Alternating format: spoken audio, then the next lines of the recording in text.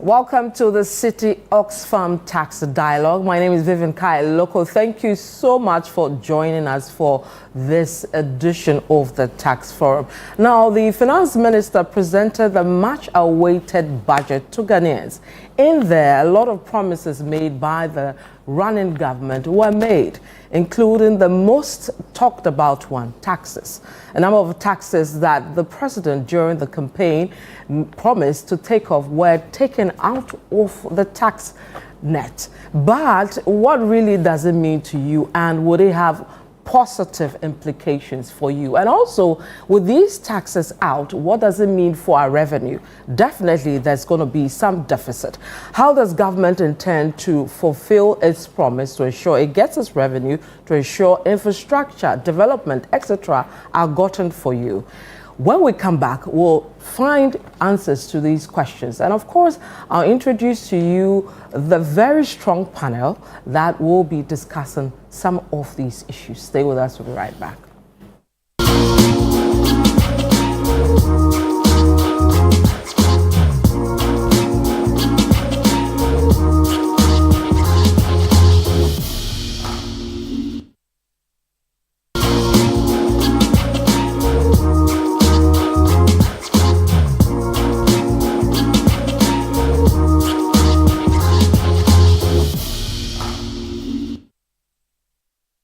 Welcome back to the City Oxfam Tax Dialogue. My name is Vivian Kai Loco. Let me quickly take you through our guests for today's edition. We have in the studio the Honorable Thomas Nyako-Apem, is a Deputy Minister of Finance. He'll help us answer the questions on how government is going to get back the money based on the cutting of some of these taxes and the way forward. The Honorable, welcome.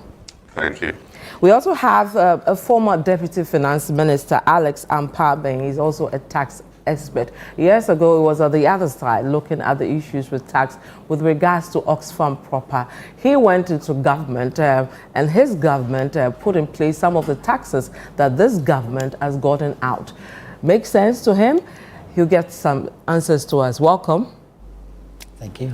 Okay, and then we also have business. You know, in all these things, business have made a lot of proposals for or against some of these taxes. The new measures put in place by government, does it fit into their plan? We'll get answers from that. And to help us do that is Chona Makpelo. He's the Greater Accra Chairman of the AGI. Welcome. Thank you. And there's always the middle people who tell us as it is, telling us the truth where it is hidden. And so I have two ladies who will help us do that. One is Dr. Angela Azuma Alu. She's with Oxfam here in Ghana. Welcome, Doc. Thank you. And then I also have Miss Jennifer Moffat. She's also the country lead for Budget IT Ghana. Welcome. And later I'll be introducing our studio guests who will be asking some of the questions. And of course to you as well out there, we will introduce or announce our phone lines for you to also ask questions to any of our guests for today. So, gentlemen and lady, welcome.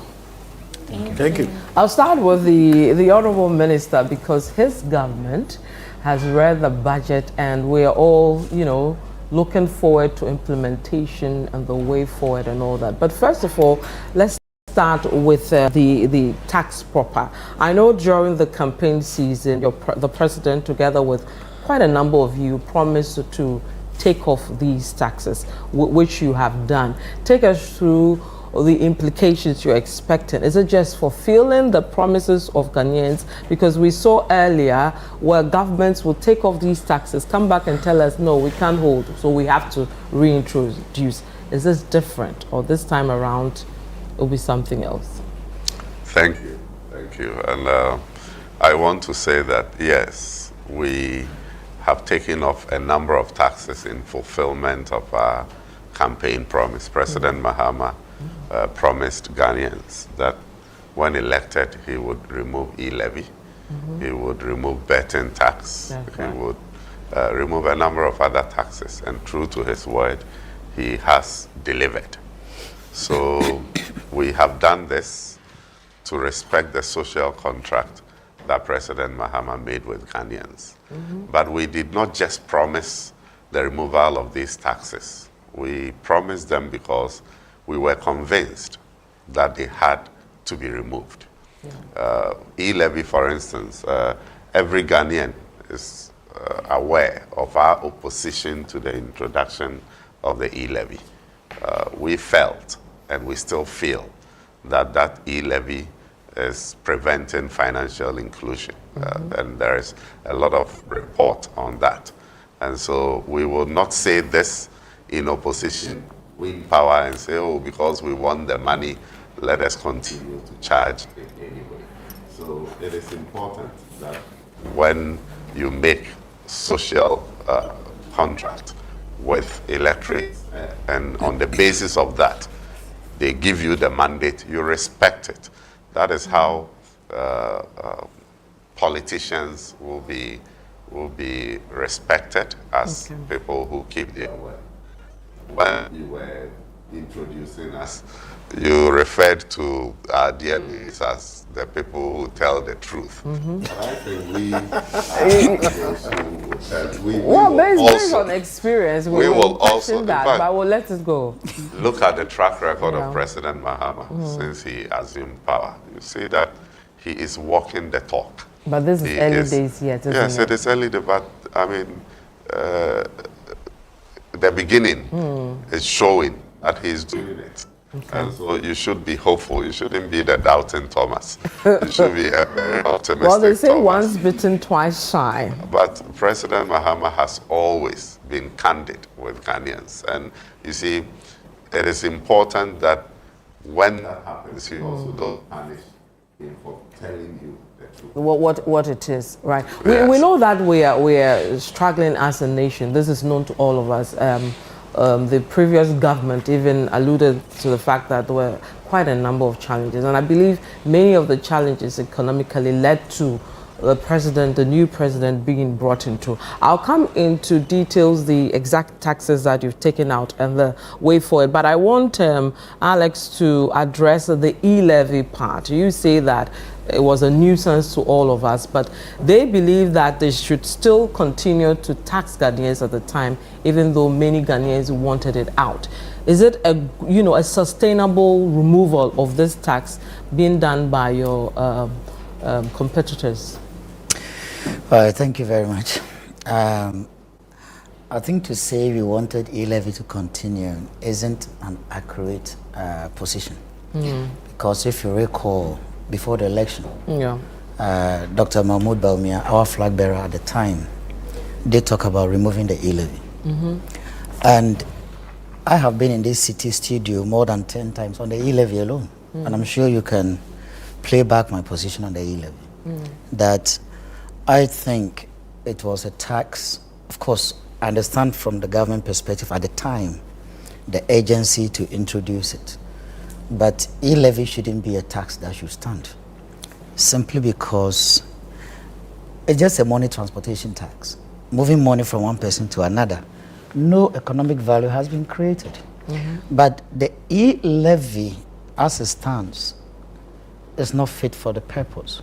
However, electronic-based taxation or e-commerce taxation is the angle, and I was hoping maybe this government or future years will look into part of broadening the tax net, taxing digital market players, which is part of the electronic transfer taxes, but not in the context of paying taxes for transferring money. So MPP, we don't have anything against the remover. But why didn't you remove it's it at your time? I mean, you could have done that, and it's concentrated on the electronic one. It was going to happen. At what point? It was going to happen. I mean, that's... Just as you fulfill manifestos, you also had it in a manifesto that you're going to remove it.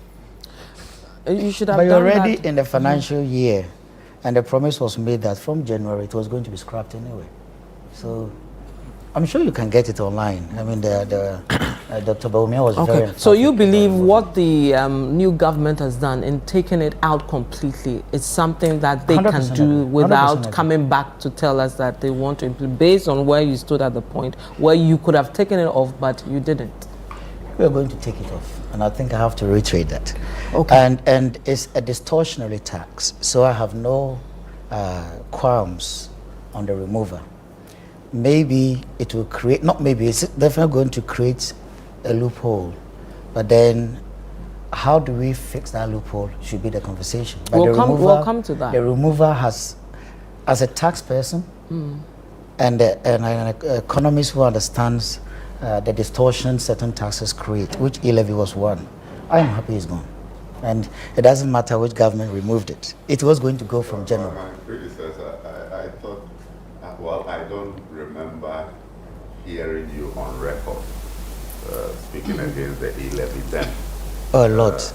Well, a lot. I didn't hear that. I would have quoted you on several occasions if I knew that your position as a deputy minister then was against the e-levy. Yeah, I was. In fact, my vetting, on my vetting, okay. If you have that short video of my vetting, the current minister of finance actually grilled me almost 15 to 20 minutes on my position on e-levy because I said I was against it. So then his message that now that you're going to the ministry, are you going to change your position? And I said no.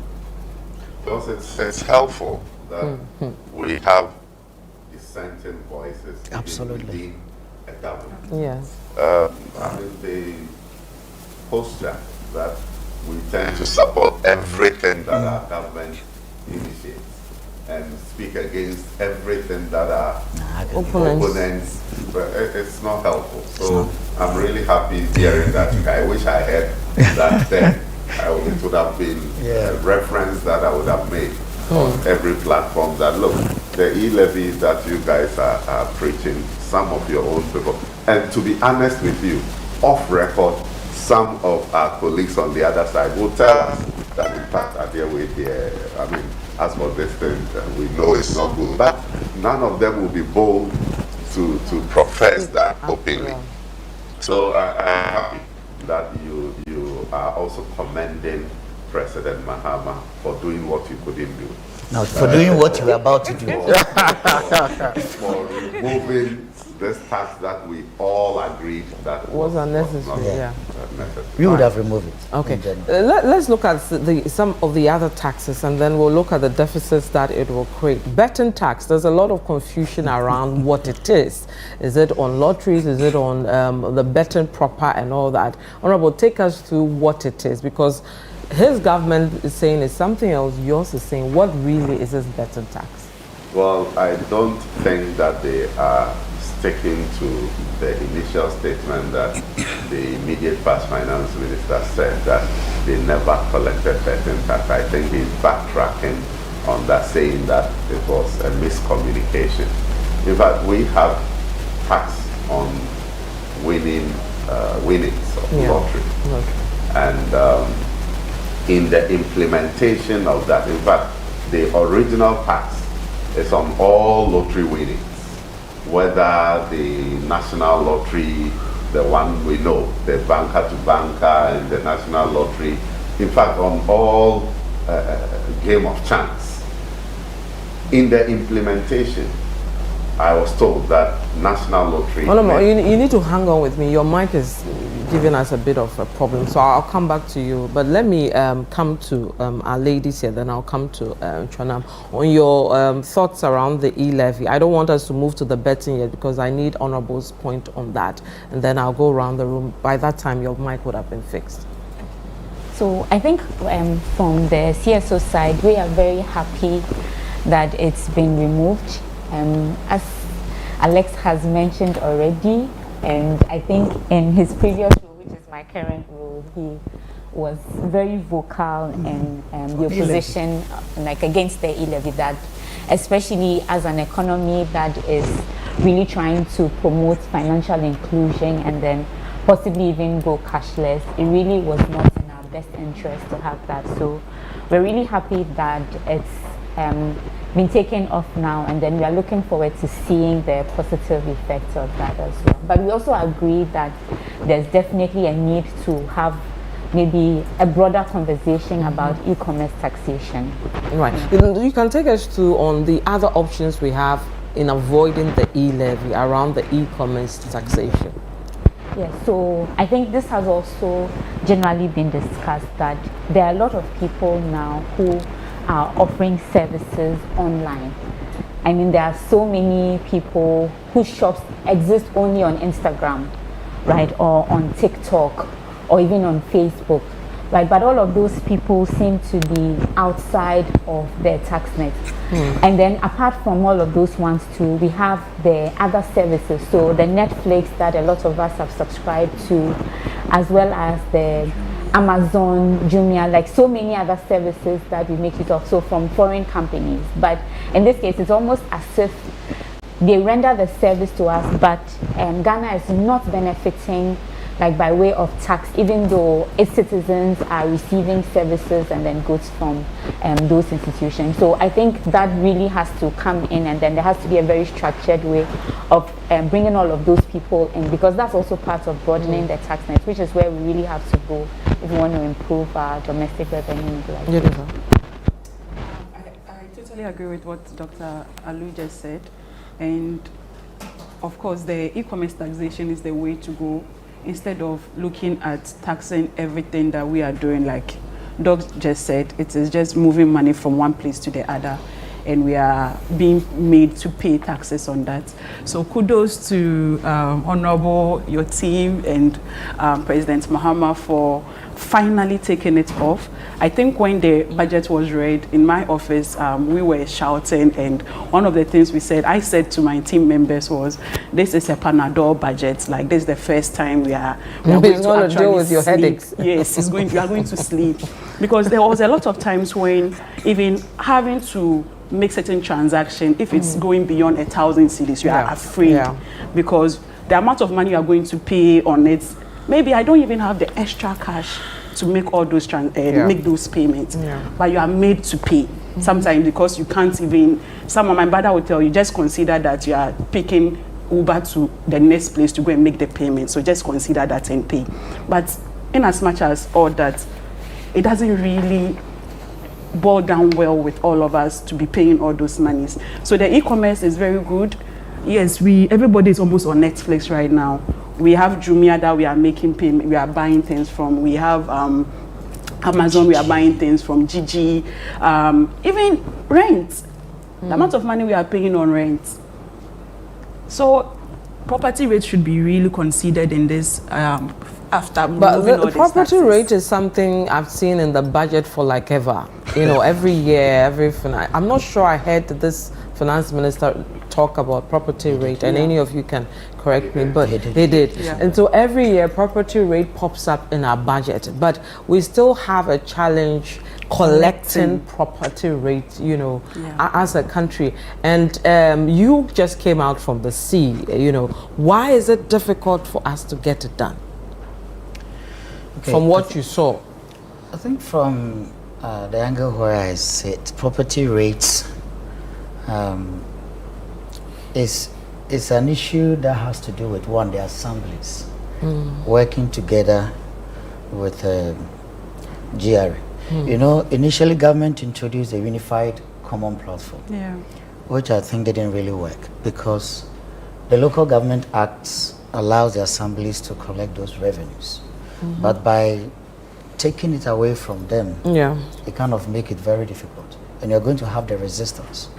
And personally, I also think that administering property taxes from central government, in the case of the Unified Common Platform, was going to create a challenge. The local assemblies, I think, should be empowered to do more.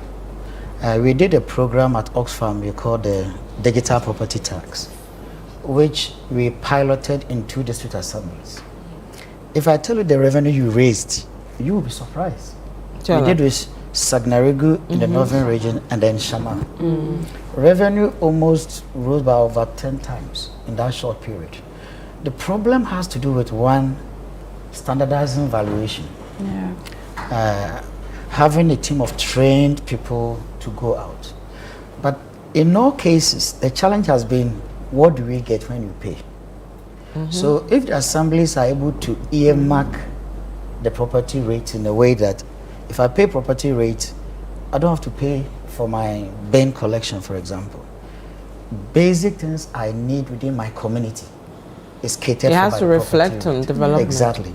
So every visible signs of payment, I think, is the first thing that we need. A system and structure that will support the tax administration. It's very important, like softwares and what have you.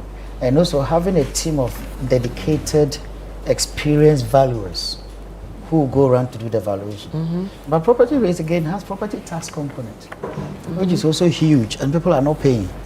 So we need to, trying to put them together didn't work. We need to do the proper decoupling, making sure that property tax is not situated within the property rate collection system. Because the property tax is rental tax, disposal of your house, the assets and what.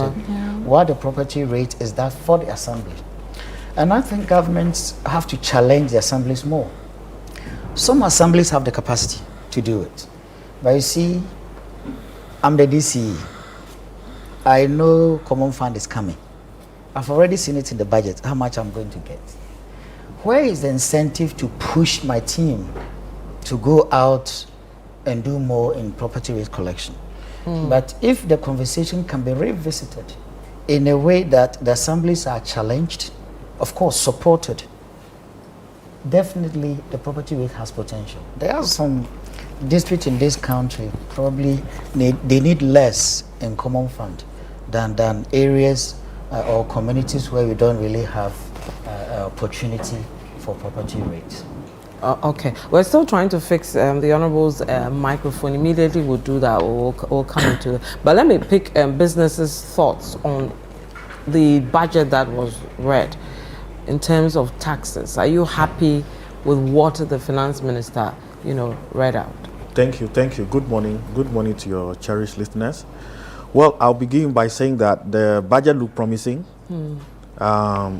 Even though we are not yet out of the hook, we still have concerns, but it looks promising. It's come across like a more stabilizing budget for us in the private sector, especially also because some of the taxes that we've always advocated about, as you know, has been taken off, like the levy, for example. If you follow advocacy, you'll see that most of our businesses that are SMEs really use mobile money for a lot of their transactions. So the levy thing was a big deal. Yeah. It was affecting them significantly. But our view is that the tax to GDP ratio should be worked on to increase. As it is now, it's about 13.8 or so, or 14%, but we should be doing about 20%. What it means is that we have to expand the tax basket. But we've been saying that forever. Yes. So, we were promised that expansion of tax net, breaking in the informal sector, property tax, property rates. So that's what I'm coming to. Loopholes. So you see, I know. 5. Every budget is in there. So if you recall, when the Ghana card was being introduced, we were told that when the Ghana card comes into being, it would have the capability of allowing us to have everyone on the Ghana card, to pay tax. So our hope is that the Ghana card was going to be linked to the tax ID. And that's what we do. And then by so doing, you would get everybody using Ghana card to pay tax.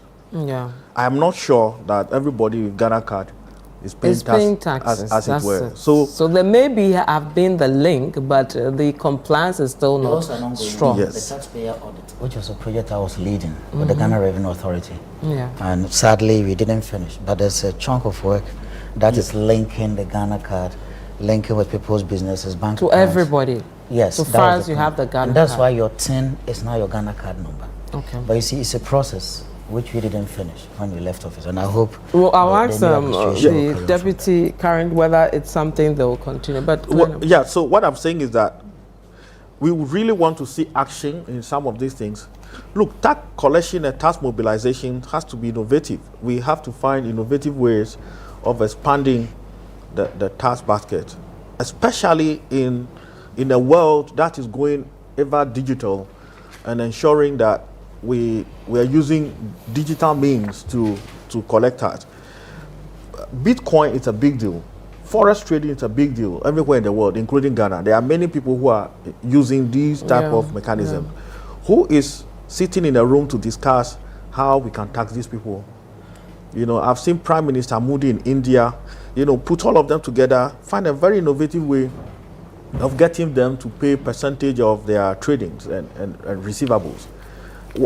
How are we doing ours? And so it's becoming like we're just having an annual circle of conversations about the challenges of, you know, being able to collect taxes. But the reality is that at the point, somebody must take the bold step to put some of these things into action. And as I said, the current budget appear promising. It looks like the team is keen to do something right, and we are happy to support and to ensure that they actually go all out and collect the revenue as opposed to worrying the few AGR members who continue to comply, and it become a sin to comply, because once you comply, they always come after you with padlocks. Well, we'll look into that, but fortunately, the Honorable's mic is now working. You were taking us through the betting tax, what really it is. Before we go to the betting, you want to address some of it? we were talking about property rates. Yes. Being a former DC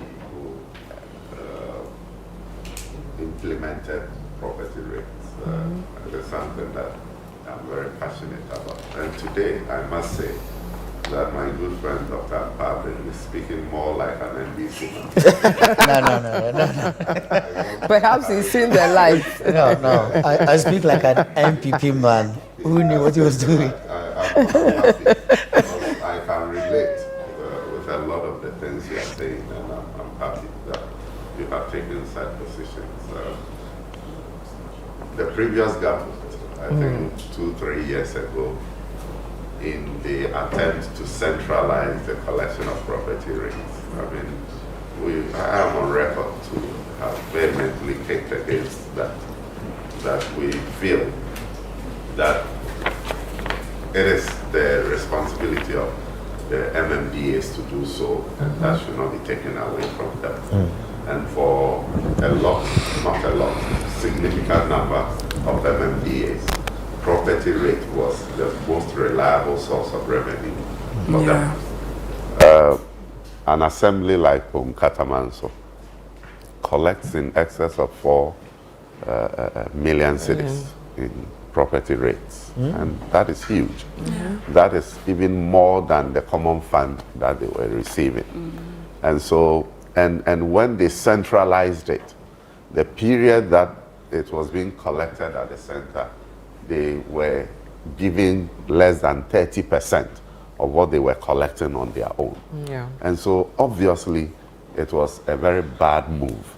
And so, and I recall that GIZ was so unhappy with the decision, because they had pumped in so much money in training a number of assemblies and deploying the DL rep for the collection of property rates. And so they have put all these investments in the process, have assisted some assemblies in the valuation of the property, because that is the most important problem, that the problem that prevents the assemblies from charging a realistic property rates. And I keep saying that where I live, my own house, nobody has ever come to me for collection of property rates. That's right.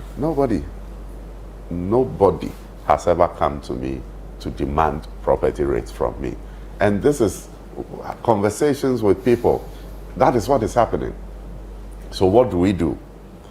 It is important that we have a broader conversation. Honorable Atoforsen, in the presentation of the budget, made mention of property, because it is an untapped source of revenue that we need to look at. And that is what we are going to work on. In fact, our approach will be to analyze the situation well. Probably GRA's involvement will help some assemblies. We may have to pilot it well and see what, because those that have been assisted by GIZ and have quadrupled their collections, I don't see why we should let somebody, a private person, just ride on this on the back of that and then take 30 or 15% of the revenues due the assembly. You want everything to go to the assembly. But most important point that Dr. Ampabin said that I think we need to reiterate is the need to let taxpayers, property rate payers, see what the funds are being used for. It is very, very helpful. Look, and I say this because in my constituency, there is a clinic in one of the communities called Kudikope that got deteriorated, and I went to renovate it. The community insisted that after doing all the work and painting the building, I should still write on it HIPIC initiative, because the original construction of that clinic was under the HIPIC fund. Yes, and it was during President Kufuor's time, and they inscribed HIPIC, HIPIC initiatives on all the, so some way, somehow, the community feels that HIPIC was beneficial to them. Yeah. And because of HIPIC, they got this clinic. So many years after I have done the thing even new, and I thought that I should put something that would give me the credit. They still wanted HIPIC on that project. That struck me, and I said, look, it is important we let people see that it is because of this that this project has been provided. So if in a community we show them that, oh, all these street lights that you see are because of the property rates you are paying, all the roads that, we have provided here is from property rate collections, that alone can motivate people to say, oh, we are seeing what the funds are being used for. That is why, look, President Mahama's decision to reduce the size of government, I'm calling for us to cost it and say that, oh, the reduction from 86 to 60, this is how much we have saved as Ghanaians. Use that money to do something and inscribe on it in a way that will let Ghanaians see that, oh, the opportunity cost of doing this is that. So if we decide that tomorrow we are going to increase the number of ministers from 60 to 61, it will be at the expense of one borehole. Or it will be, these are the trade-offs. If we do that, in the next... Your budget is not a reflection of the size you're talking about. It is. In the next 30 or 32 years, if you ever come back to power, you will not try to appoint more than 60 ministers, because it's budget issue, not the numbers. Will show you that, look, it's been done. When we reduce the size of government by this is what we were able to do. It's important that we show some of these things. Okay. And it will help. So let's get back to the betting tax issue, and then we'll take it from there. What were we saying about betting tax? You were explaining to us the real issue with this betting tax. Yes. We introduced 10% withholding tax on lottery winnings.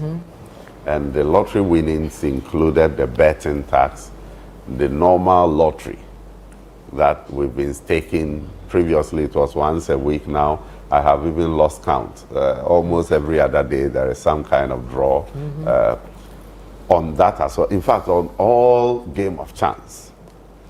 In the implementation, I'm told that national lotteries made a strong case that government should not charge that on their winnings. And so that was not charged. But the betting, mybet.com and all those ones that that one was charged. And so the Minister for Finance says that we are removing the 10%. So that 10% that was being charged on the betting has been removed. And the one that was never collected has been removed. In fact, the finance minister, in his haste to the former finance minister, Honorable Amin Anta, in his haste to critique the most sensible budget we have seen in recent times, that has been welcomed by many Ghanaians. just said that, oh, they never collected it. But yesterday I'm told that on one of the TV stations, he explained that it was miscommunication. So, I mean, we just, because that 10% on betting was being collected. And every Ghanaian knows that. So it was unfortunate that they sought to create the impression that it was never collected, because especially the young people who are involved in the betting know that we were collecting that tax. Now let me contrast this with, there is another betting tax that is on the companies, and that one is 20% on the gross gaming revenue. Yeah. And that is still there. That one has not been removed. But the one that goes to the ordinary Ghanaian who wins, the individual winners, is what we have proposed to remove with this budget. Okay. You agree with that now? No, I don't. Which part is not? And the reason why I don't is that the former finance minister was not wrong in the statement. Okay. And here is my reason. You see, the betting tax was originally introduced by the NDC in 2015 in Act 896 under First Schedule 8B. It is there. They introduced it at 5%. Now, just like we have emission tax is there, we never charge, and they say they have removed it. We agree. Now, in 2017, through Act 956, we actually abolished the whole betting tax. Then we introduced it again in 2023 under 1094. Okay. Now, when the introduction was made, at the beginning, during the NDC introduction, they classified betting as an investment income. And therefore, it was subject to that 5% flat rate. At some point, they introduced an exempt amount of 2,592 or something like that. So in 2017, when it was abolished, everything got left. Then in 2023, when it came under 1094, the tax was actually put under, I would say, 3 umbrellas, which is something he has already explained. So you have the first part being on betting, like the game and the online games or the football betting. And then the second component on lottery, game of chance, numbers drawn. And then the third one was the gross gaming revenue. The companies. Now, NLA came back that with the influx of more betting companies, competition was going to affect them. And people were no longer doing lottery because brothers were doing they are investors into the football and other more predictable betting. So we kind of put on hold the NLA. But NLA was supposed to be charged at 10%. So in that one tax, within that one tax law, we had the 3 components. Which the NLA wasn't exactly. done. So it's lottery, the company and then the betting winners. So lottery was not being taxed. I think that is but clear. Betting was taxed. Yes. And then gross gaming revenue for the companies were taxed. Now, so when the minister mentioned that he has abolished 10% on lottery, there was, I would say, the bit of misunderstanding. Whether it was the 10% on lottery, which we are not taxing, which we wanted to remove. Because mind you, there was no tax being taken on motor insurance. But he said he has removed it. Again, if a tax that is not there, you said you have removed, then the one that we are not being taxed, the minister also thought that because he mentioned lottery, then maybe it's the lottery component that has been removed. Exactly, but there was 3. Yes. There was the 3 umbrella. So both sides are not wrong. Exactly. It's the use so the of point the I'm words. trying to say is that I am happy. I mean, if this is the case, because I'm sure nobody, the people, the beneficiaries are not in support. And the reason being that the tax itself doesn't consider losses. So if you bet 1,000 times and you lose, and the 1,001th time you win, you'll be taxed.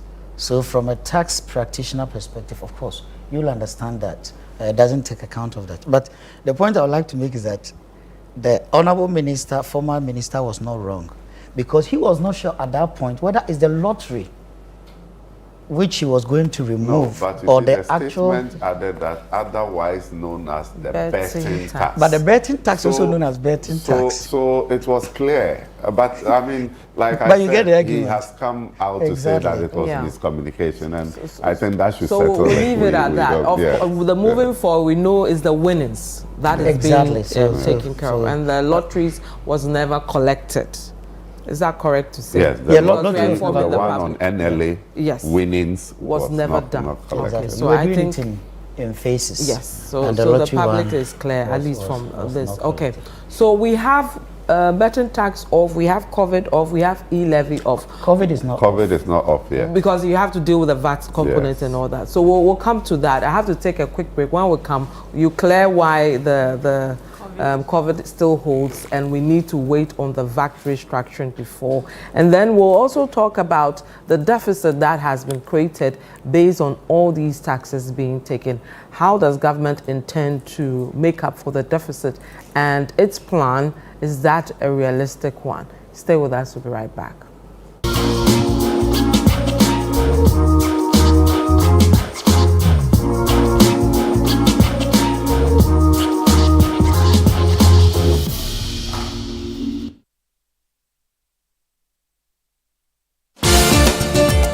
Politics meets power, where the tough questions are asked. Welcome to Face to Face. Every Tuesday at 9 p.m., join Umaru Sanda Amadou as he takes you face to face with the key players shaping the future of our nation. I lost over $10 million at the trade fair. You had a fight with the management of trade fair?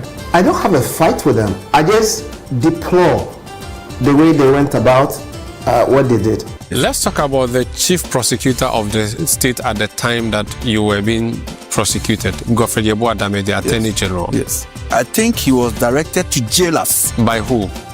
By the system. Boko has been a failure for your government, though. Can't be a failure. You have not solved it. No, you are not praising them, the previous government for solving Yende, which was even a more difficult case. It's quite obvious that from these votes, the people felt that let's just let you go. So they were disappointed in us. You are essentially the worst government in the Fourth Republic. I don't know how you are doing that. If you based on the indicators. Yes, based on the number of people who refuse to come and vote for you. If that is your analysis, then why not? No filter, no boundaries, just the truth behind the headlines. Deep, bold, and unflinching. Face to Face with Umaru Sanda Amadou airs on Tuesdays at 9 p.m. only on Channel 1 TV, where politics gets real. It's time for the Swesco 66th anniversary celebrations and alumni homecoming. The dates, Friday 21st of March 2025 through till Sunday the 23rd of March 2025. Now on Friday at 10 a.m. at the school complex, How I Got There. At 1:30 p.m. at the forecourt of the school complex, Alumni Interhouses Gary Soakings Experience. At 6 p.m. on campus, Candlelight Procession. At 8 p.m. at the school complex, Alumni Roll Call and Welcomes Jam with the Kwampa Band. On Saturday at 8 a.m. at the Esther Hansen Grounds, Speech and Prize-Giving Ceremony. At 1 p.m. the commissioning of the new Masters Flats. At 1:45 p.m. at the school complex, Alumni All-Year Groups Lunch. At 7 p.m. at the school complex, Alumni Dance Party with Inchin Chin Band. Then on Sunday at 9 a.m., Thanksgiving service at the Esther Hansen Grounds. It's the 66th anniversary celebrations and alumni homecoming of Swesco. Semper Cum Optimus, always with the best.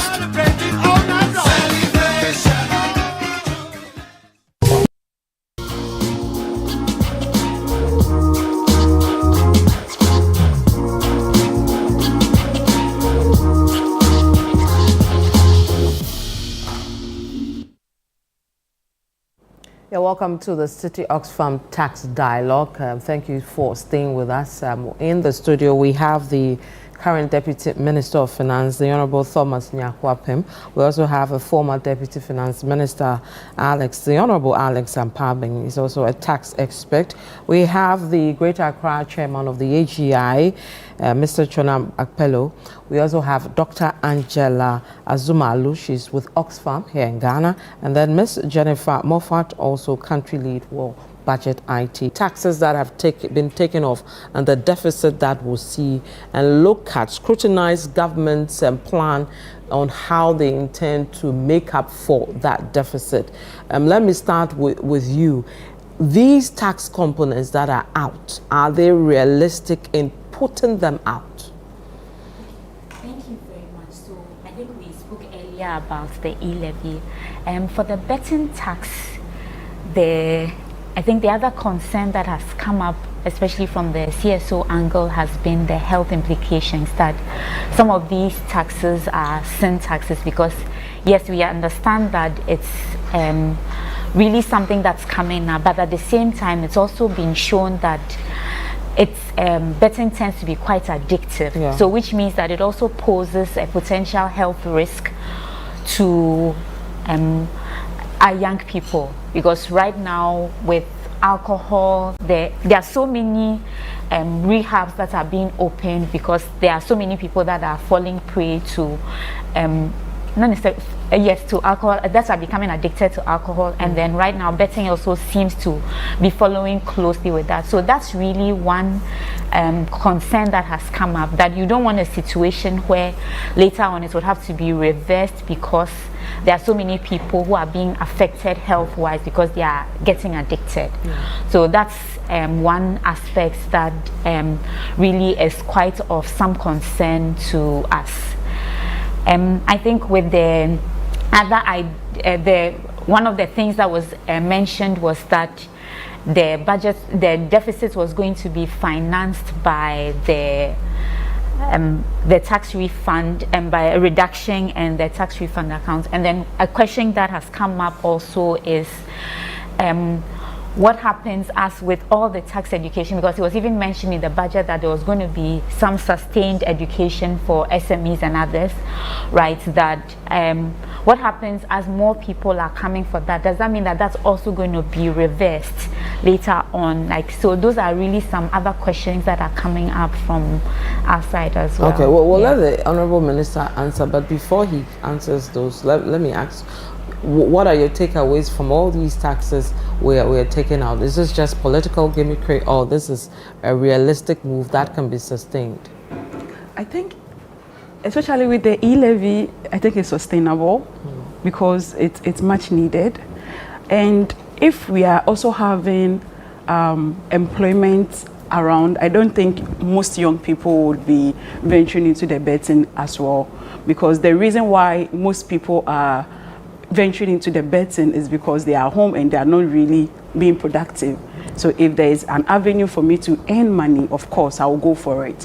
So if Honorable Minister is here, if we are going to put in strategies and policies in place that is going to ensure that majority of our young people are going to get jobs, I think if you are very, very busy, you wouldn't even have time to be betting. Well, that's a long-term plan. Employment creation means that this is dangerous, isn't it? It is. So you are against the betting tax? I'm not against the betting tax, because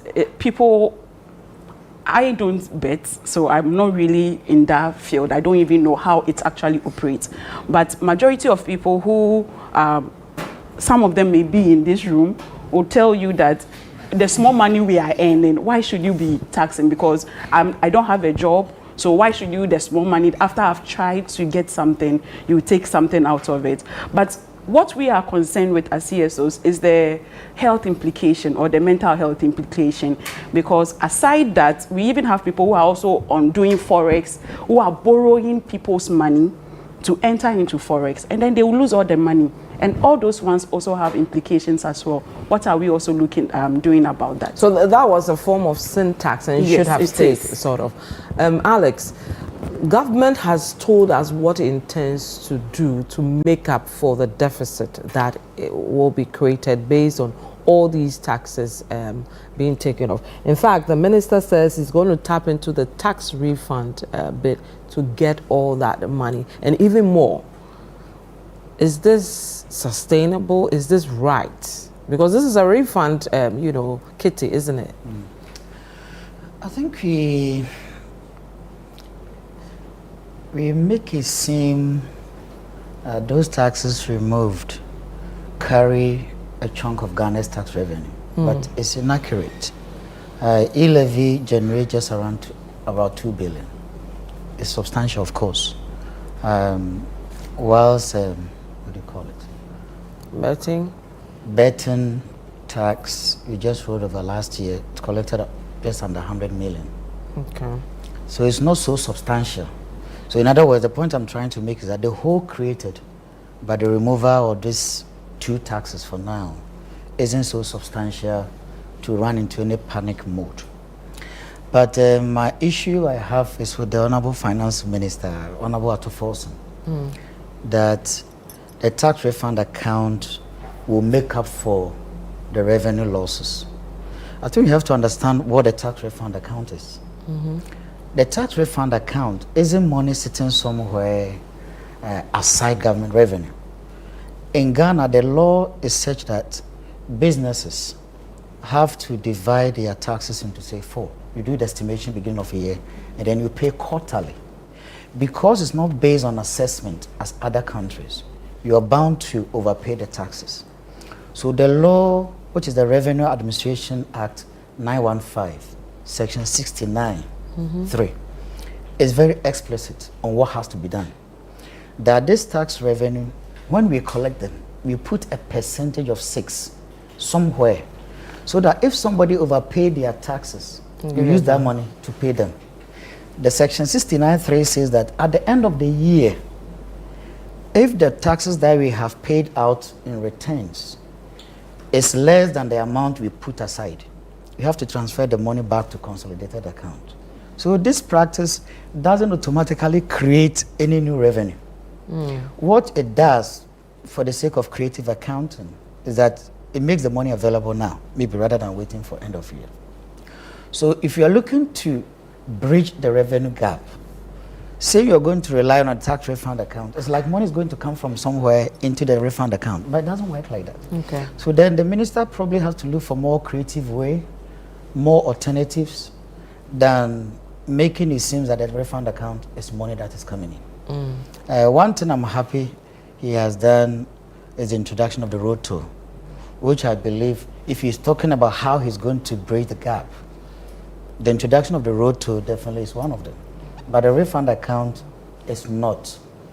And I'll repeat, the refund account is not how he's going to bridge the revenue gap. Okay, so he may tap into it, let's say, till mid-year, and then at the end of the year, it could not be so available for him, depending on how things go. Well, the law doesn't allow. Of course, in the past, I know maybe it's not being properly followed. That one, I don't know. He did mention that. But the point you have to make is that if you are targeting 100 million, for example, and you've collected 100 million, and then you've put 6 million somewhere, to say that I'm putting this 6 million somewhere, at the end of the year, if I have to refund some people's money to them, I'm going to tap into that 6 million. Now you're saying, okay, I'm no longer going to put 6 million, I'm going to put 4 million. You have still collected 100 million. You haven't collected 106 million. Are you getting the point I'm trying to make? So it's not a new revenue coming in, but it is government policy under the Revenue Administration Act to put some money somewhere. So if he's thinking of finding alternative avenue, then you have to be more creative ways. You should look a bit further in assessing some of the untapped revenue potentials, like the digital taxation you're talking about. There are lots of things. For example, I was doing with GRA, and I just hope that as my brother takes over, going to be in charge of revenue, he can. So there are some wonderful initiatives we're going to roll out. To help in taxing some of those revenue handles.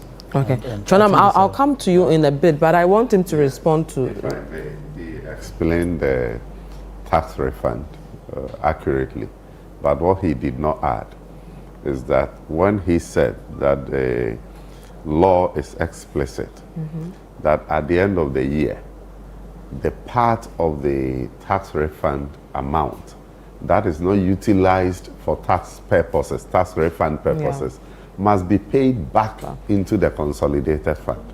For the past 8 years, no amount has been refunded into the consolidated account. We also realized, I'm speaking on authority, we also realized, in fact, we conducted an assessment of the utilization of the tax refund amount, the money in the tax refund account. And we realized that on average, it is only 43% of the amount transferred into the tax refund account that was used for tax refund purposes. 57%, in fact, the greater part of the money was misapplied, let me just say in simple terms. So Dr. Forson says that why should we transfer so much and only 43%, less than half of that amount, is used for that purpose? So let us reduce it from 6% to 4%.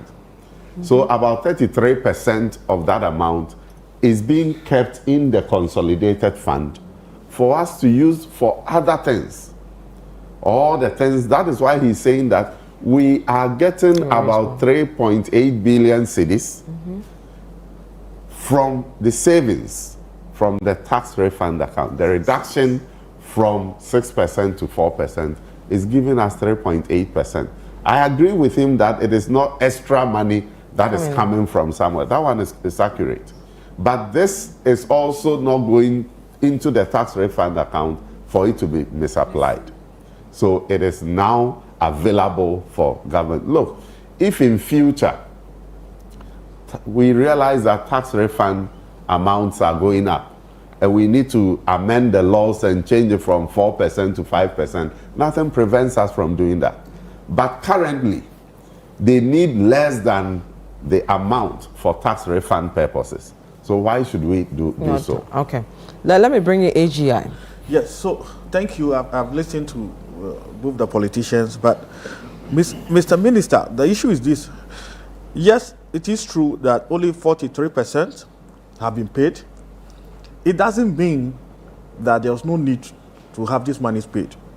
This is the issue. The issue is that the process of assessing tax rebate, or what we call duty drawback, is cumbersome. So most of our members are very busy business executives. They don't have time to go and want to follow all of this process. So in the process, people just ignore it. It doesn't mean that we don't want it. We do want it, but simplify the process. That's really our concern. Make it simple for us to assess.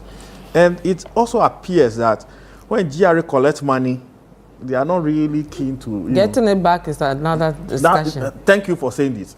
So I'm saying that... You can't say that because you're afraid they'll come after you, but I can say it. So really, so I imagine that when the minister will look at all of this and think that, oh, this is available. But the truth is that it's difficult to assess. So we are saying that make it easy for us to assess. And the solution is not taking it from 6 to 4. The solution is actually getting more, incentivizing more people to be able to have the duty drawback. So it's easier for them to be incentivized to pay more taxes in the future. So Mr. Minister, work on that. All right. Let me stay with you guys. In that budget, which areas around tax are of concern to you that you want to be dealt with in this new budget? In this new budget? Well, the biggest one has been the restructuring of the VAT and its related levies. Yeah. We are told that they will do it in the future and that they have to consult IMF and other stakeholders. So we want that to happen very quickly. In fact, we wish to even have a date that will happen, because the situation currently is that the VAT, it's a consumption tax, input output. Yeah. You input 21%, but you're only able to output 15%.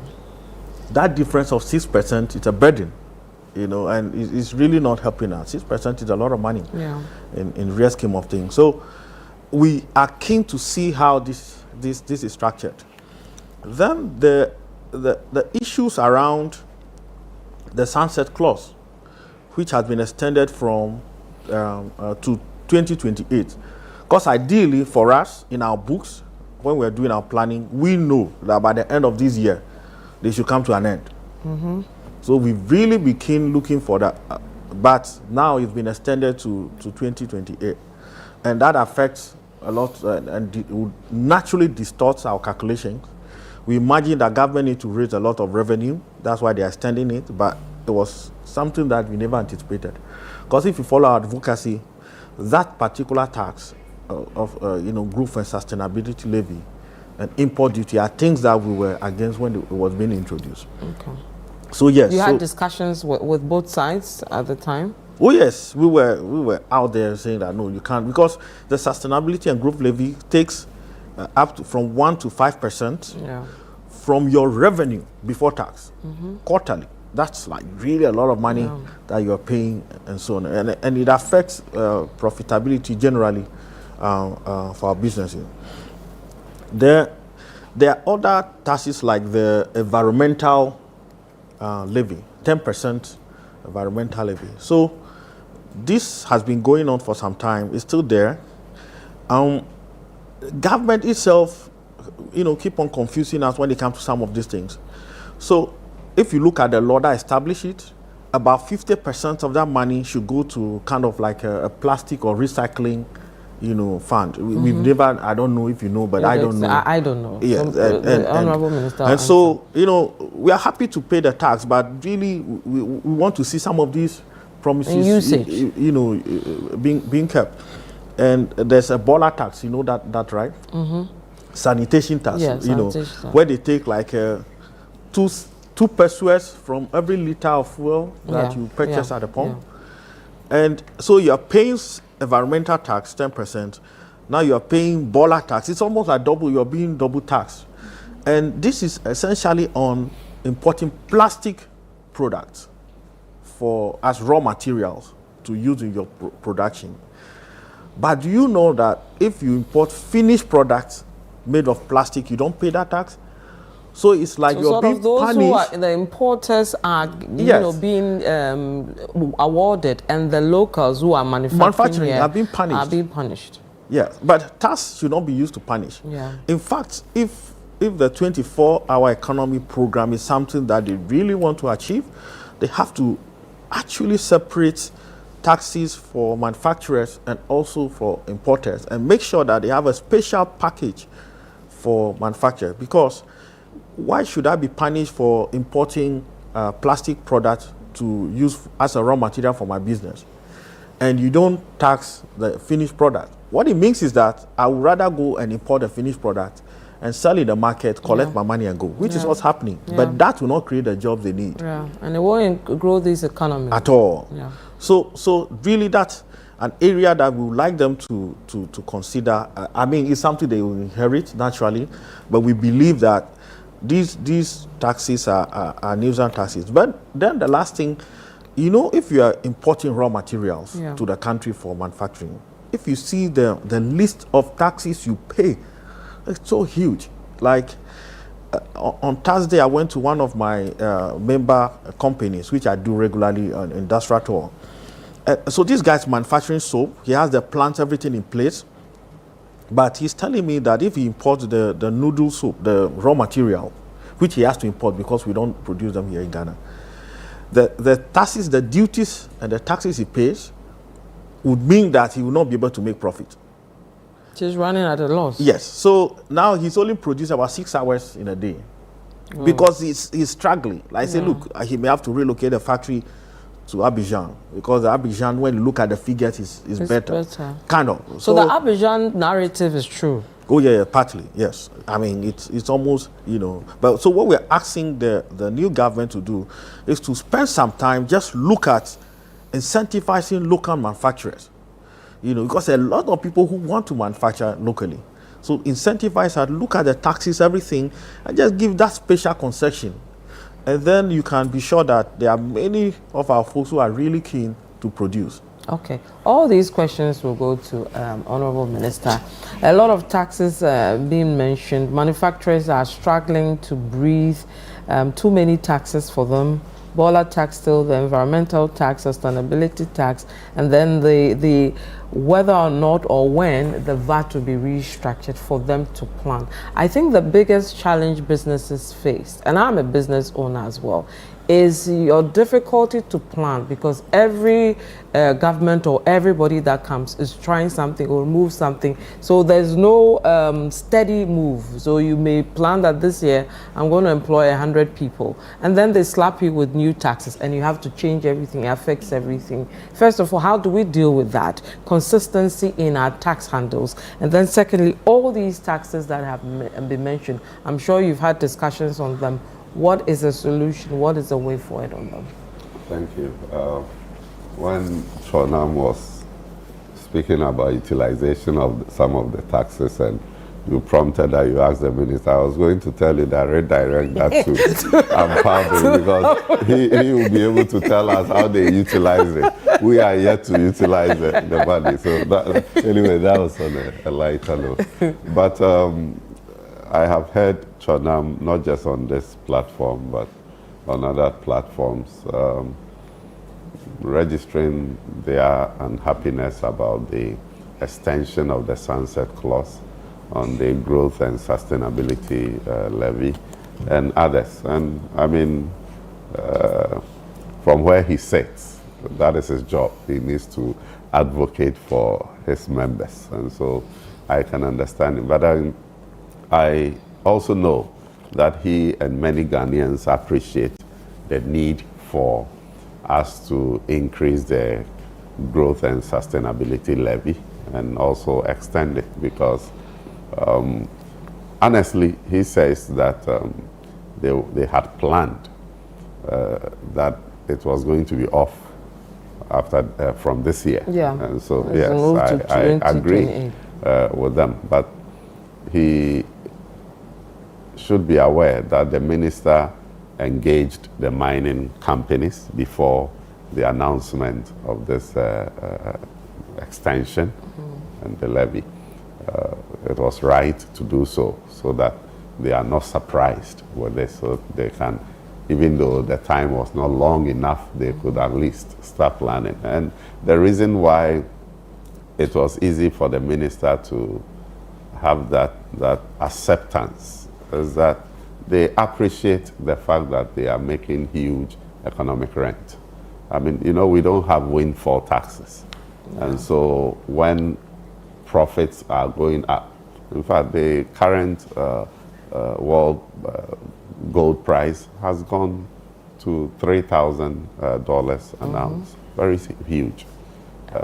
And we all know that your companies are making good money. It is just proper that government, our country, also gets a little of that huge profits that they are making because of the gold prices. And so these are some of the discussions that went in, and so it is easy for them to agree to pay, because when times are good and you are making so much, in fact, the all-in sustaining cost is around, I understand, around $1,400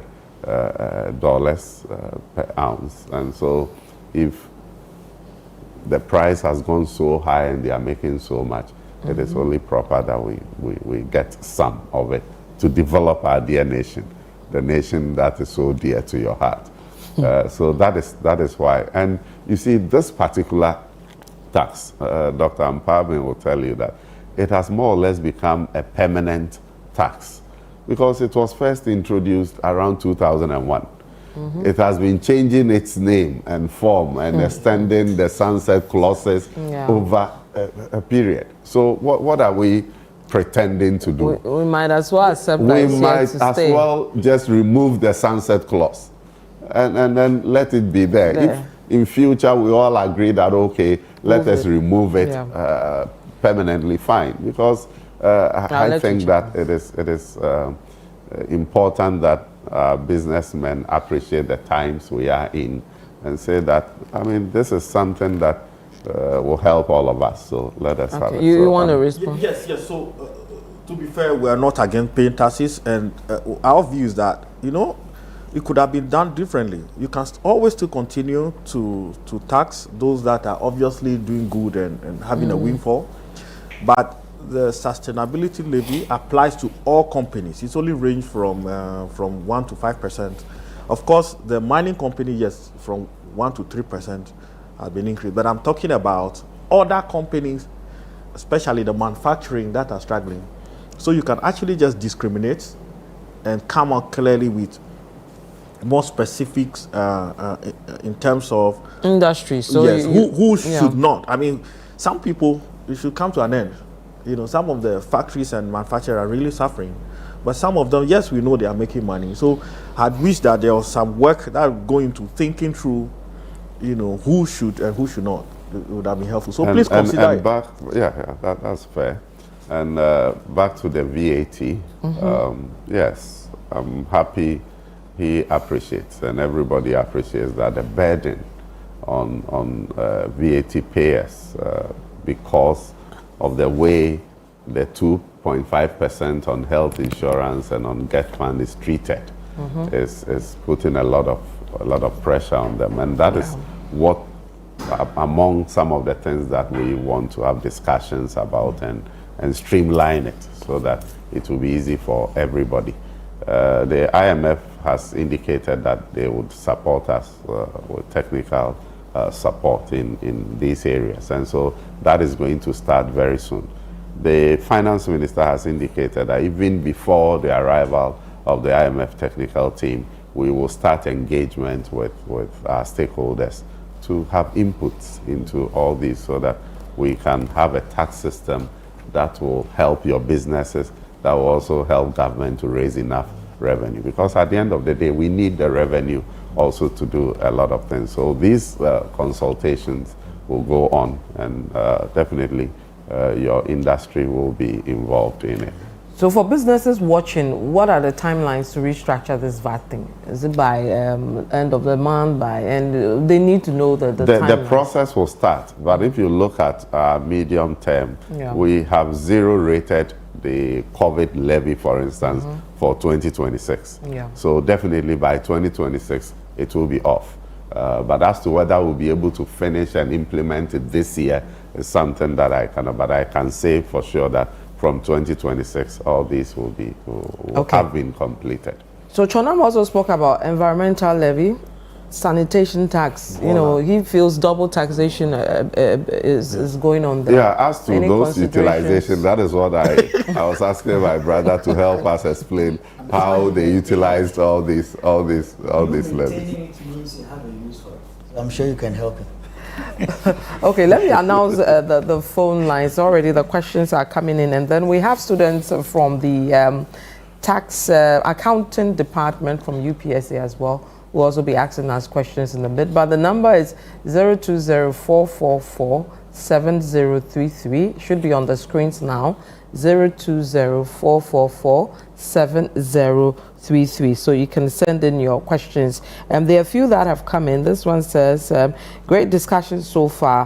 While these tax cuts are welcome, how do we ensure they translate into real economic relief for businesses and individuals? That's the first question.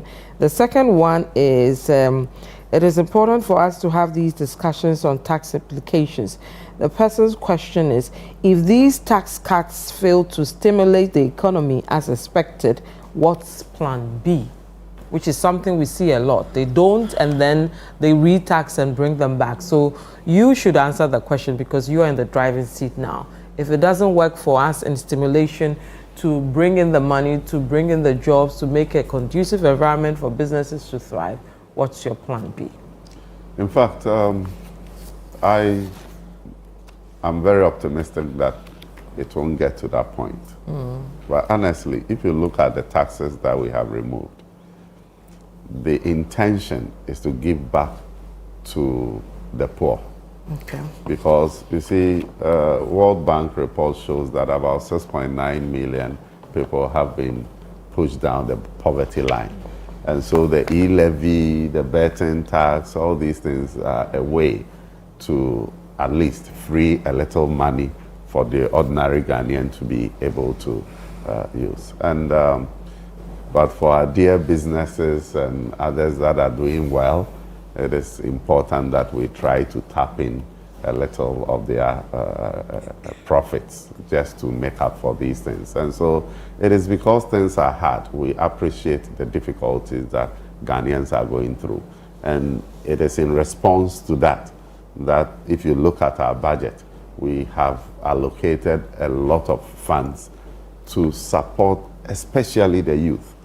The National Apprenticeship Program, the Coders Program, and all these things, so that at least for those who are suffering, a little funds will go to them to support them. We believe that things will pick up with time, and then we'll be able to make up for all these. Voluntary tax compliance, what's the plan there to make it happen? The plan, and that I must say that it started previously, and the target is that because there are some residents here who are earning incomes outside the country, and they are not paying taxes on them.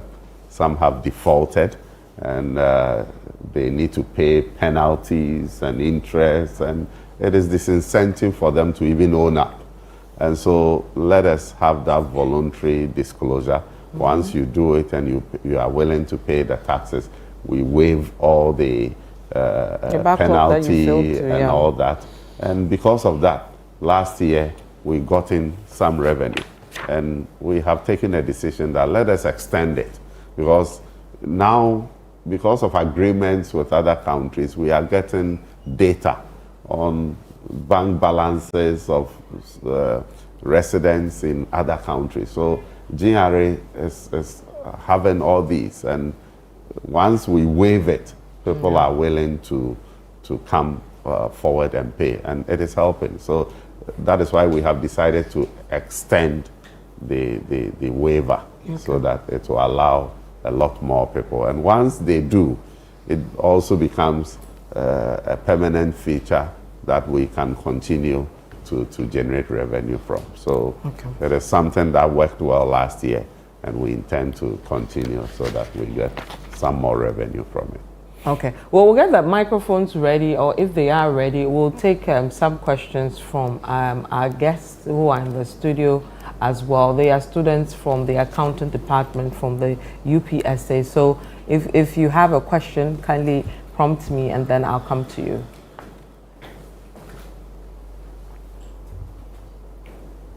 Okay, so whilst we are waiting for you to decide who will ask the question, the issue about the voluntary tax, you want to respond to something before we come to that?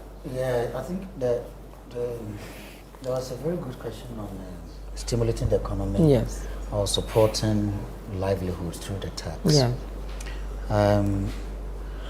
The growth and sustainability levy continuing, I think is right. I mean, it has been helpful in the past, and at this critical time, you need to continue. For a government that seeking to promote jobs and maybe grow the economy, I personally was looking at they excluding the banks for now, because credit has been very, very difficult to businesses. And the banks already are subject to the standard 25%.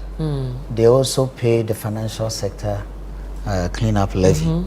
And then they also, that's 5% accounting profit. And they now also have to pay 5% on the growth and sustainability levy, because they're in the category A. Now that makes the bank effective tax rate in excess of 35%. So then the ability to lend to stimulate businesses becomes a big challenge. The other side, I believe, in terms of relieving people, what the tax, the budget could have considered, is the raising of the basic tax band. You see, currently the basic tax band is 490 Ghana cedis a month. So meaning if you earn 490 Ghana cedis, you don't pay any taxes. Any money above that you pay. But year-on-year inflation, as the minister presented, is 23.1%. So even if you want to move and cushion your citizens, then at least minimum threshold shouldn't be anything above 600 Ghana cedis. 900. Should be 900 Ghana 900, cedis. yeah. Yes, we're No, looking at 900. I'm just looking at the 23%, 23.1% will give us 602 Ghana cedis a month. So if you look at 600 Ghana cedis, but I think realistic, we need a living wage, not a minimum wage. So if you have to go by that angle, then I think realistically, but you might be asking for 1,000 or more.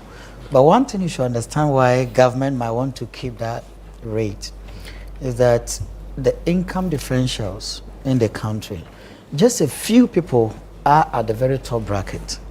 So the more you lift, the more taxes you lose. Okay. So therefore, going to 900 will create a huge revenue gap for the government.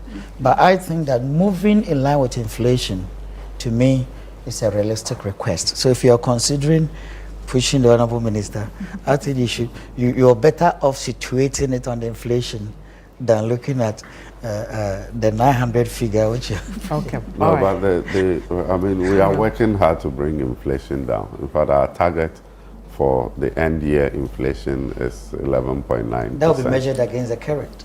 Well, I'm talking about year on year and how it has brought strain. Yes. So going forward, that in order to ease the pressure on our citizenry, we will work hard to make sure that inflation comes down so that they don't suffer the brunt of all that. Yes, we are committed to it. Okay. Let me take a question from the gentleman. Please introduce yourself and go ahead with your question. Good morning. Good morning. Please, my name is Ronald Asante from UPSC. So I have two questions. The first one is, are there any tax incentives introduced to encourage businesses in the agriculture and manufacturing sectors? And my second one is, we know how significant SMEs are to Ghana's economy. And so I would like to know if there are tax policies that will affect these SMEs in their operations. Okay. Thank you. Right. So one for SMEs and the second one for the agri sector. And manufacturing. Yeah. Who's shooting? Yes. In fact, I have sat down and I said, look, today, if I have 1 million cedis, and Ampabin has 1 million cedis, and I decide to go into agriculture, my profit will be taxed. But if Ampabin decides to invest in treasury bills, I mean, he gets all the money and he's not taxed. Are we not encouraging Ghanaians to put their monies into treasury bills instead of going into manufacturing, into other areas? So it is something that we need to look at seriously. Otherwise, we are using those tax policies to direct our citizens as to where they should put their monies. Look, there are incentives for the agri sector for manufacturing. In fact, there are tax rebates on the importation of agri equipment and things like that. So there are. Probably we need to look at it and do more to incentivize people to go into agriculture. Because it's a shame that today in Ghana we import almost everything we eat. Tomatoes are imported, onions are imported.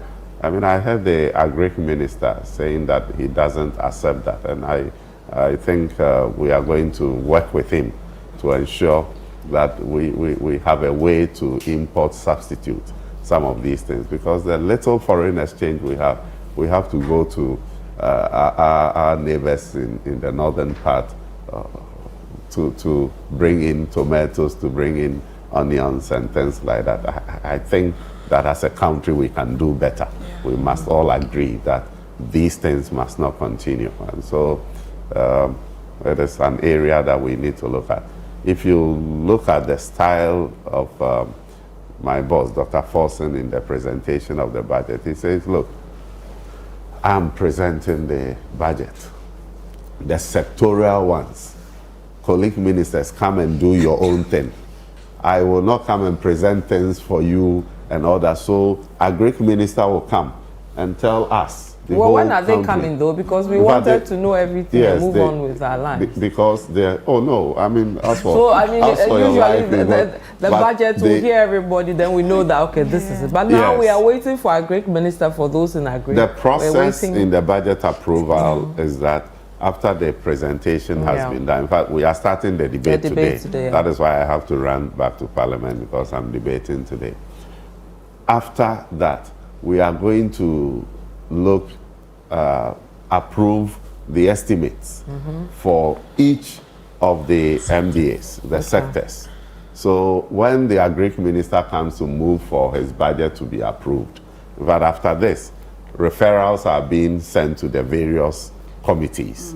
So the Committee on Agric will sit on the budget for Agric. The Committee on Education will do so. So in moving for the approval of the budget for Agric, the minister will be given time to present all the things that he's going to implement within the year, for which he's expecting so much for, to be approved by Parliament to him.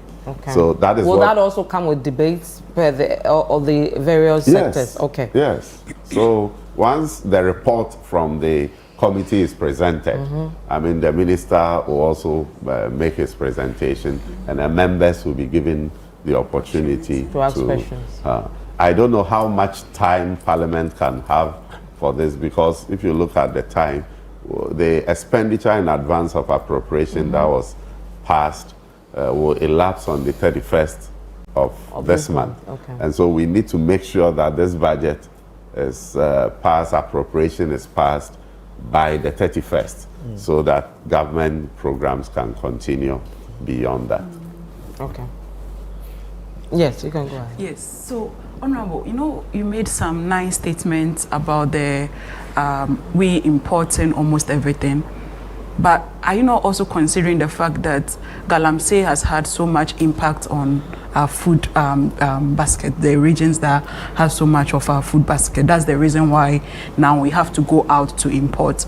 And one of the key things I'm looking out for, what are the strategies, what is the roadmap to ensure that, because Galamsey is even affecting water, because I know there are parts of Takwa that the Ghana water plants there has to shut down. So what is the roadmap to ensure that after all these nice budgets, after all these cuts, after all this Panadol that we've had, our food itself would be, we will start looking within to produce some of these things? Or our great minister will answer that for us? Oh, well, well, you are giving me a route to escape. But to be honest with you, we all know that Galamsey has been a problem in this country. Apart from food production, even cocoa production has gone down drastically. Even though we know that there are other reasons, Galamsey cannot be, be taken out of the reason why cocoa production and other food productions are. So there has to be a holistic approach. In fact, we need to fight Galamsey. We need to strengthen and start the gold board that we have indicated that we want to establish. One of the things that gold board is expected to do is operate like cocoa board, so that they will look at the whole process of gold mining by small-scale miners, so that we streamline the illegal Galamsey operations, streamline it, legalize it, operate it in such a way that the negative externalities can be reduced. So if we are able to do all these, then we can also be contributing our quota to support the initiatives by the Agric Minister to improve food production. Okay, there's a question from Mahama in Sisala West. He says the budgetary allocations for agriculture proves the government means well for the sector. To make the 24-hour economy possible, the government must ensure that agriculture is the engine of growth by ensuring that it produces enough raw materials for manufacturing. Will the minister and the other panelists accept a proposal of introducing an agri-levy to ensure sustainable funding for agriculture? This guy wants another levy. Mr. Mahama, agri-levy. That's you. Agri-levy, that will be imposed on who exactly? You see, at this time, things are difficult for Ghanaians, and we must hasten slowly in imposing the imposition of new levies and taxes on Ghanaians. When things improve and we ask Ghanaians to pay a little more for other things, I'm sure it will be an easy thing to ask of Ghanaians. But at this time, I think that we need to cut expenditure in the way that we have started and manage the little resources that we have, channel the resources to the most productive sectors of the economy in order to get the growth that we need. And once things begin to pick up, we can start thinking about some of this. But I'm happy with the commendation that our allocation to agri and other real sectors of the economy shows our commitment to this area. So thank you, Mr. Mahama. Okay. No wonder you have a wonderful name. This one says, when is the abolishment of the e-levy taking effect? Oh, it will take effect the moment the budget and the appropriation is approved. It's approved, yeah. And that will be by the 31st of this month. Okay. So all by things being equal, from April, you'll see that all these things we hope on the 1st April is April Fool's Day.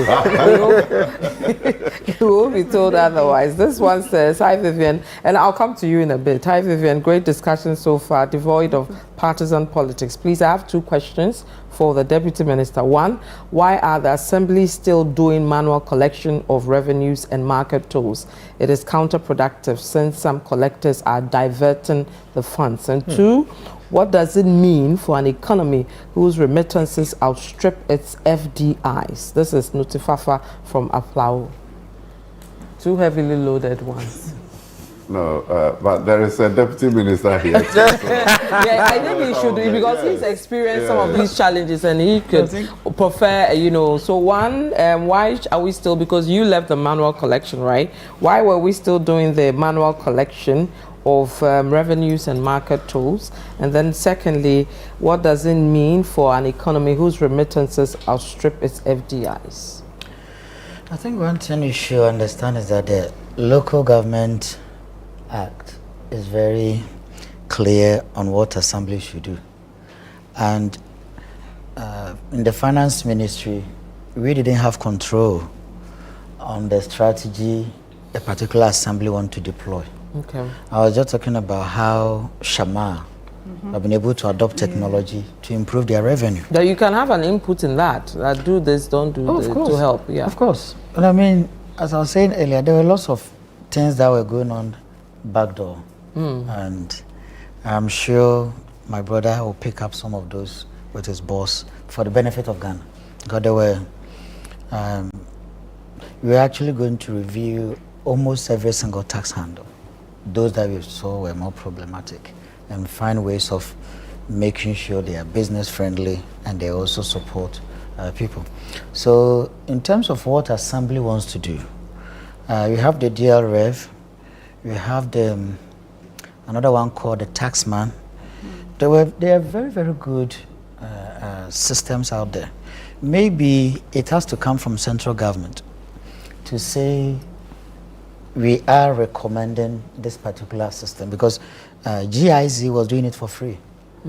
And they had some issue with GRA, which my brother spoke to earlier. That made them back off.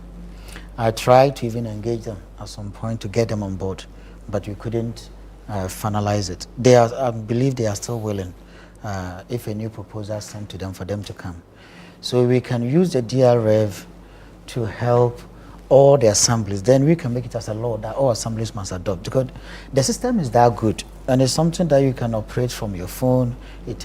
They have inbuilt parameters for assessing and undertaking valuation. So it's kind of standardized the valuation process within the assemblies. Mm-hmm. So these I believe, the will has to come from the local assemblies themselves. But central government, I believe, can engage the services of our CSOs here, other experts, in designing a single system. I think that would be better. Because when you also give them the power to do everything, then it's going to be all over. And that also has the tendency to breed corruption. Because if local assembly have to engage different people to design software and systems, that would going to be a challenge on its own. I believe with time, government might have a say in standardizing the system, which I think that was what the Unified Common Platform sought to do. So it's not too late to maybe revisit the component that we think are good for the assemblies. Okay, gentlemen. Okay. Yeah, I'll let you. Yeah. So we'll take the last question with the Honorable Deputy Finance Minister here. Then he has to leave us to attend to parliamentary duties. Please, my name is Francis Ali, an accounting student from the University of Professional Studies, Accra. So please, my question is, what strategic measures would the government implement to mitigate shortcomings of revenue and then also to ensure fiscal sustainability, given the 2025 budget projected revenue growth? And then also my second question, how are the new tax reforms going to reduce Ghana's debt burden? Sure, thank you. Okay, all right. So issues on the revenue and then the debt. Okay. That will be the last response from the Honorable Minister. Thank you. And before I come to that, even on this panel, we have heard a lot about using technology for revenue collections. Yeah. And everybody accepts that that is the way to go. Removing the human interface to reduce corruption. Because somebody was asking why assemblies are still using manual collections and all that. And we know how difficult it is to get all these revenues when people go out to collect them. Because sometimes by close to the end of the year, we have a tax force and we want to go out and collect revenues. You go and they'll tell you, we've paid. And sometimes they have their receipts that shows that they've paid. But you get to the assemblies and the monies don't get there. And so technology is what will minimize some of these things. That is why the road minister insists that with the reintroduction of the road toll, they want to use technology and minimize the human interface. Because look, you see road toll collectors who are richer than Ghana. I mean, so everybody wants to collect tolls. You ask yourself why? It's because they know what they get from it. How do we minimize these things? It is through the removal of some of this. And someone was asking about FDIs. In fact, we as a country have not fully leveraged on our good democratic credentials. I mean, a lot of foreign investors prefer Ghana because of our stable political environment.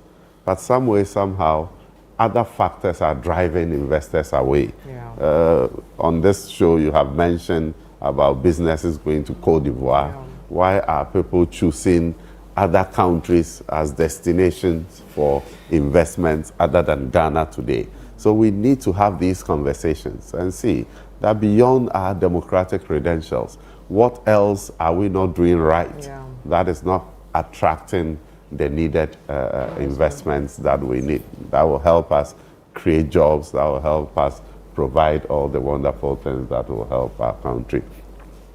Look, our debt situation, we know that we are in all these challenges today because of our debt situation.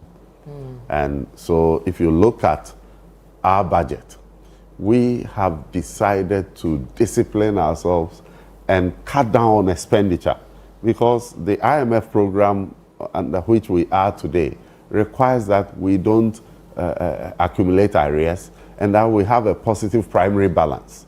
And so this budget is going to ensure that we have a positive primary balance of at least 1.5 percentage of GDP. If we are able to sustain that over the period, over 10 years, if we are able to have a positive 1.5%, 1.5% over 10 years, that is 15%. That will bring our debt to GDP ratio by 15%, and it will help us. And so these are some of the things. Look, I understand those who say, oh, you have a wonderful budget. What is left is the implementation. And so what we are going to commit to do is to be disciplined with the wonderful budget that has received a lot of accolades, a lot of acceptability from Ghanaians. We will commit that we will follow through, not just with the preparation of the budget, but also with the implementation of it, so that next year by this time we'll have better things to show Ghanaians that, look, we called on you to make sacrifices. Organized labor accepted a modest 10% increase. All these are sacrifices that Ghanaians are making. These are the results of it. So on the basis of that, if we say, oh, let us sacrifice some more, Ghanaians will be willing to. But if they sacrifice and at the end of the day we see politicians living big and doing all the things that got some people out of power, we cannot get Ghanaians to accept to sacrifice again. And look, I don't want to sit here 4 years from today and be called a former deputy minister. I want to remain in government, so I will do the things. But we are learning from their mistakes. We are learning from their mistakes. And my friend is a wonderful guy. I've been calling him. In fact, I'm sitting in the very office he sat in. So I'll continue to knock at his doors. Tell me the mistakes you made. Tell me, and he will. So that we because correct, you want to come back to power. so that we correct them in the interest of Ghana. Yes. Absolutely. In the interest of Ghana, so that at least we can do better as a government today. It is in the interest of all of us that we continue to perform better in government and deliver services to Mother Ghana. So thank you very much. This is my first time here. I didn't know you have wonderful conversations like this. So don't hesitate to invite me next time. We will, because we'll be monitoring you. We'll be helping you to stay on the road, because if it works well, we'll all benefit. So let's have these conversations. Don't wait for us to make mistakes for you to say, no. We must work together, share ideas, and make sure that we do things well for Mother Ghana. We have three. I earlier announced that you leave, but we have 3 minutes to wrap off. So I'll kindly indulge you to stay with us. I'll take their final comments, then we'll wrap up nicely, and then we'll go. So I'll take your final comments, and then we go. So I think I'd like to say I'm very happy the property rate conversation has come up. Our very last show for the Oxfam Tax Dialogues is going to be aired on Friday. We're actually focusing on property rates, right? And apart from that as well, Oxfam has done some really wonderful work. I think Alex mentioned that earlier, right, in Shama and then Sagnargo. And after the project ended, we had as many as about 15 districts in the northern region expressing interest because they've seen what has happened there, social accountability, the social intervention projects that have been done based on the improvements in the property rate collection that has happened in both Shama and Sagnargo. So we are really hoping that this just doesn't stay at the CSO level, but it becomes something that government takes up to possibly help to improve property rate collection all over Ghana. I thank you. Okay, so what I will add would be that we are very grateful for the kind of budget that we saw, but we're also looking at the implementation, which is very, very important to us. And not just that, we're also looking at some of the tax exemptions that are given. We also want to see the list. At least let us be able to quantify that amount as well and know that if we are adding this to revenue mobilization efforts, what would that be? And are we actually seeing it translate into our economy? Aside that, for my organization, because we deal with a lot of budget issues, we are also advocating for a very simplified budget We know normally the budget will come out, we will see the other part that will say that this is a citizen budget, but in the end, it's still not as simplified as possible, because the essence of it is to be able to engage the ordinary Ghanaians for them to also be part of the governance process. So we are also looking forward to that, and I'll be happy to come to your office to show you some of the things that we have also done. Okay, Mr. Pave. Yeah, thank you for having me today. I think it's a platform that you need to continue. I'm not happy to hear you saying Friday is the last day of the tax dialogue. For this one. For this season, that's going to be the 6th show, because Okay. we talked about. He has not been paying attention. Oh, you've not been watching. because- We've had gender and tax. We talked about So property. this is the last Yes. episode? Yes, this is just the last episode for this season. Okay. I thought you So were the saying that next you're- season is you're when? ending the partnership with City. When is next season? Yeah, I'm interested in the next to make sure we are still in business. Yeah, The so- second quarter, right? The next season. Let's. I'm sure when I finish. Please go on. So, I mean, I'm happy to see my CSO colleagues praising the budget so much. But one thing I'm going to tell my brother is that, oh, you've been praising the budget. No, not everything. This one talk of Panadol. You said it's a Panadol budget. Yeah, it's okay. Okay. I didn't know. Yeah, So so what I'm going to tell my brother is that it's not the statements in the budget, but the impact on businesses and individuals. And these people, you see them here, they are not so nice always. But Thanks for that. yes, maybe one thing I think I forgot to chip in was the 1.5% on tax on the unprocessed goods, because it was a very difficult sector to tax. Initially it was 3. We had to reduce it, and it had a positive impact on revenue. Sorry, on gold sales. In terms of tackling illicit or flows or smuggling, even if government brings it to 0, even government even give them rebate, if somebody still have the appetite to smuggle, they will. So I was kind of surprised to see the removal of that particular tax, because that represents a very decent revenue. And so for now, instance, that particular tax paying public, and they are capable. It's based on the gold they extract. It's not based on, say, e-levy, which is no economic value. Yeah. So to see that particular tax taken off, I was a bit surprised. Maybe, Minister, if you're not in a hurry, you want to tell us why you did that? Yes, you see, it is all part of the process for the gold board. We want to encourage everybody to channel the gold from the small scale sector through the gold board. We believe that the forex that we will generate, if they are all channeled properly, will compensate for some of these taxes. Because look, at the end of the day, it was being treated as though it was an export tax.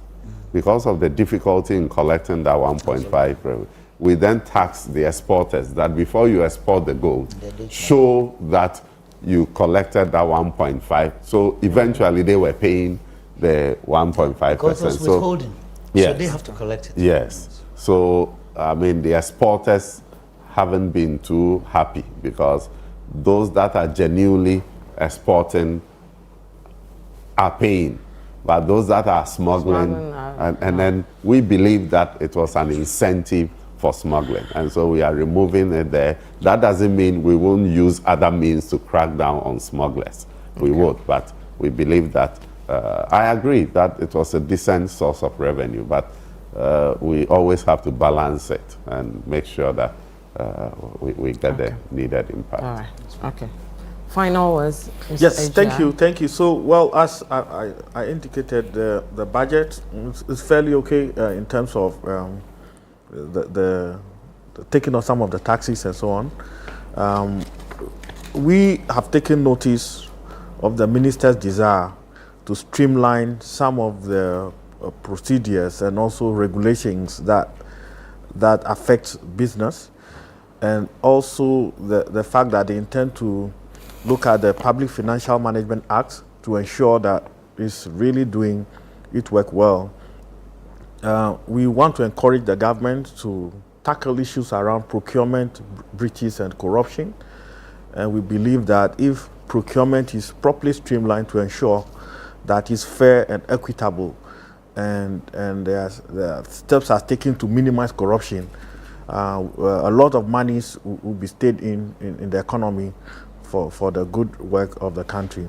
Okay. And then the final words will be that we want to source our raw materials locally. We've seen that they want to promote agriculture, and we're happy about that. We really want them to take steps to ensure that they encourage a lot of commercial farming, because most of these raw materials we import actually can be sourced locally, but it has to be, they have to be intentional about doing it. You know, it has to be big, large quantities, and it has to be year-round. So things like irrigation and all of that are crucial to ensure that it happens. But we really want to see that, because currently we import about 70% of all of our raw materials. We want to reduce that significantly, and we believe that with the right action, all of us can achieve that. And guys, be sure that we're fully supportive of government, and in terms of they taking, mobilizing internal revenue. We just want them to give special recognition to industry and local manufacturing, because that's really the only way to develop as a nation. All right. Thank you very much, gentlemen and ladies. We had Honorable Thomas Nyakwa-Pem, Deputy Minister of Finance, in the studio here with us. Alex Apabe, a tax expert and also a former Deputy Minister of Finance, here with us. Chonam Akpelo, Greater Accra Chairman of AGI. Dr. Angela Azuma-Alu, Oxfam in Ghana, and then also Madam Jennifer Moffat, Country Lead for Budget Ghana. We also had final year accounting students from UPSA. This production was made possible by a programs team led by API, a production team led by JB Alute, a business news team led by Neil Latte, and of course our chief producer for today was Bernard Avile. My name is Vivian Kai Loko. Thank you so much for joining us. We'll see you again another time. Bye-bye.